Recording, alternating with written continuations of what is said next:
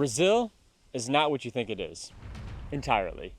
When you think of Brazil, you think of magnificent beaches, a rich nightlife, the world's best surfing, mountainous landscapes, and insanely big cities. But there's a complete other side of Brazil that most people don't know about. I know that it's captivating to define Brazil by Rio de Janeiro. I mean, I get it. It's beautiful. But in this chapter of our Brazil road trip, we're exploring the state of Minas Gerais. This state is something else, rich in culture, filled with endless colonial history, world-class agriculture production, and so much more. We followed the Portuguese colonial gold route trail into the interior of the country. First we were in Paraty, then Rio de Janeiro, then Petrópolis, and now we're in Tiradentes, within the state of Minas Gerais.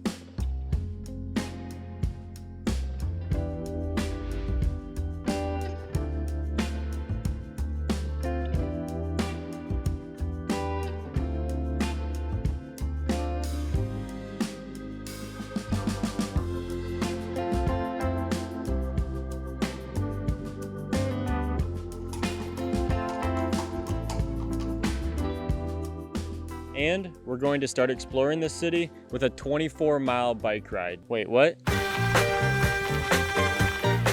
Yeah, a 24-mile bike ride. Okay, let's go.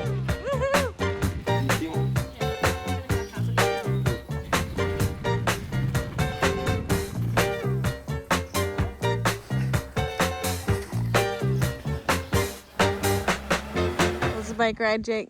Good. Not feeling the best, but it's pretty good. I'm gonna take my sweatshirt off. Tiradentes, of whom the city is named after, was a lead figure in the initial colonial Brazilian Revolution that fought for the complete independence from Portugal and the creation of the Brazilian Republic. Although there was much support for the movement from the citizens within the 1780s, authorities became aware of the plans and Tiradentes was publicly executed. And Brazil didn't become a republic for over 100 years. But Tiradentes isn't the only city. Minas Gerais is a huge state.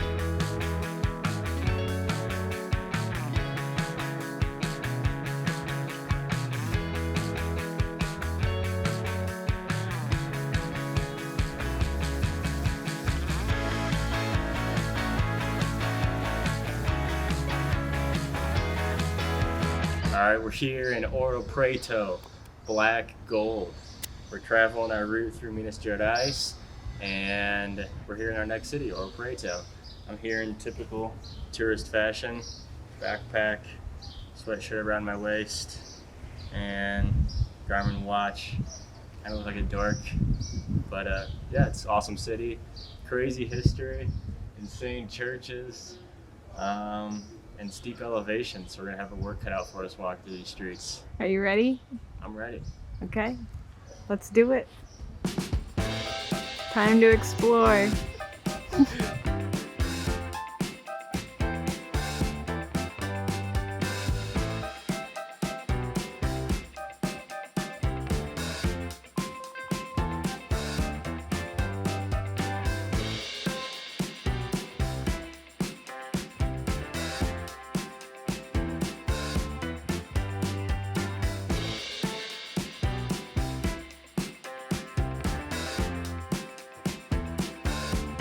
When the Portuguese found out that there were large deposits of gold in this region, the Brazilian gold rush of 1711 ensued, and Ouro Preto was at the center of it all. The city quickly grew to a population of 110,000, and this was twice the size of New York City at this time. And that's insane. But even more crazy is that half the population were enslaved Africans that were brought here and forced to work in the gold mines.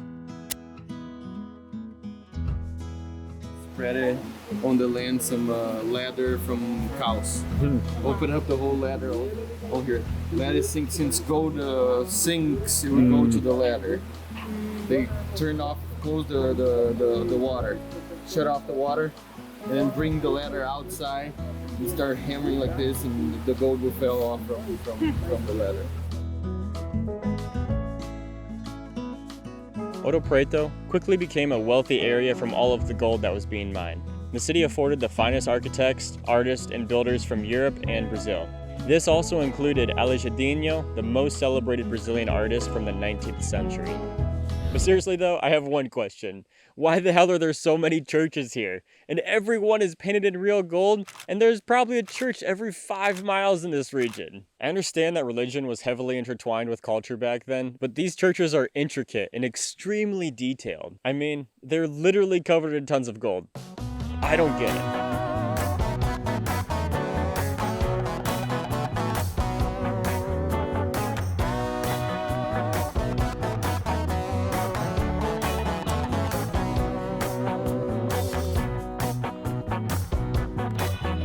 In 2022, is there a better way to experience Brazilian culture than by going to a concert in the 4th largest city of Brazil?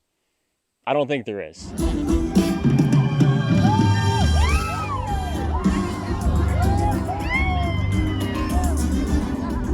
Good morning from Belo Horizonte. It's a rough morning. Last night we went to a Seu Jorge concert. Good time, but the way I feel right now is the reason why we don't drink, I think.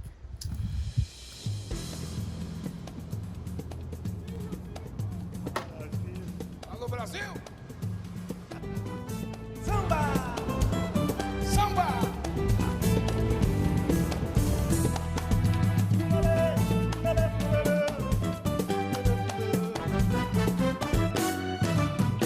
Eu sou o samba, a voz do morro sou eu mesmo, sim senhor.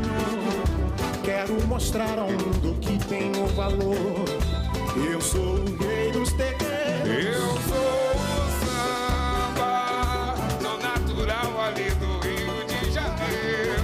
Sou eu quem leva a alegria para milhões de corações brasileiros.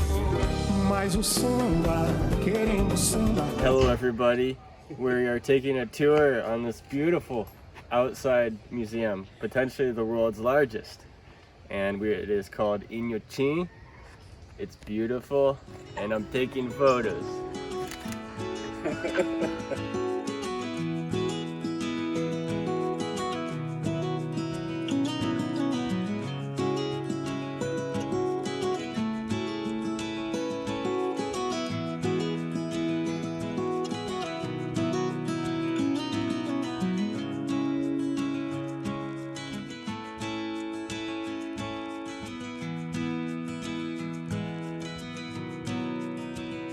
Whoa, just hold on.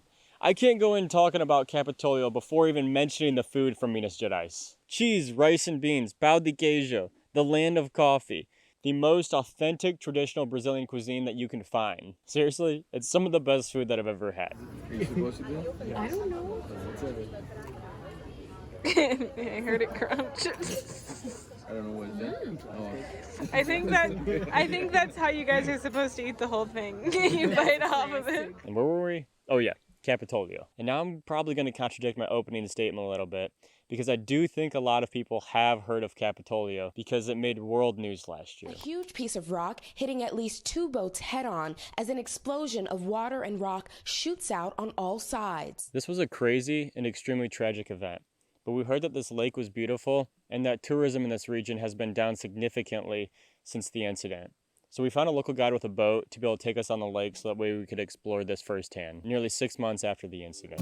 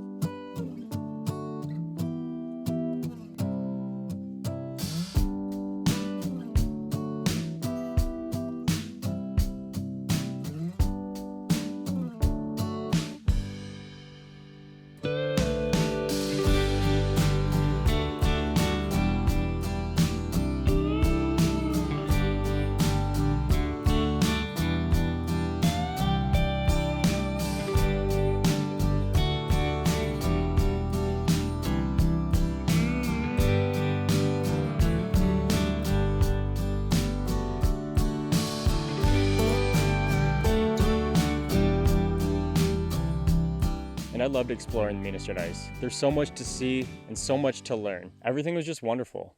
Maybe it's because the small town culture reminded me so much of being home, And everyone we met was just so friendly. It was just nice meeting people, hearing their stories, and getting to explore some of the backcountry that doesn't get as much appreciation as Rio de Janeiro. But it's not over yet, because the next part of the Brazil road trip series is completely dedicated to Serra da Canastra, which is still in Minas Gerais.